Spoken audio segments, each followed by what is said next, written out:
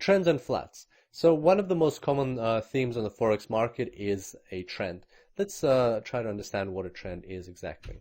For example, this is how the price has been moving over a certain period of time. Then, as you can see here, we can draw a diagonal line underneath the price, which the price seems to be bouncing off. This line is called a support line.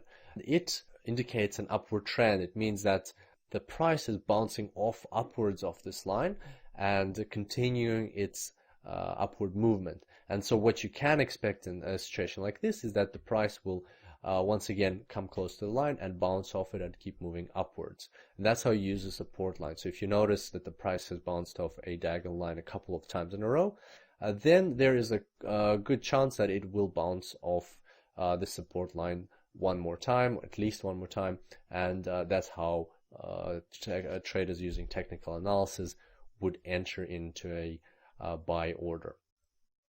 A downward trend is very similar, but it's just happening in the opposite direction. So here we can draw a red line above the price, and which is kind of not letting the price go up, which is forcing the price to go down. And this this line, therefore, is called a resistance line.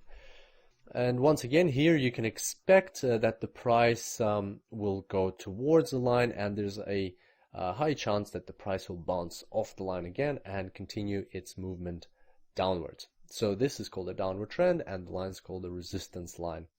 And the third type of market is a flat market. In this case, we can't draw a support line or resistance line because the market is kind of flat. It's moving sideways. Some people call a flat market a sideways trend. I kind of try to stay away from that definition because there is actually no trend in the market, so why bother calling it a sideways trend?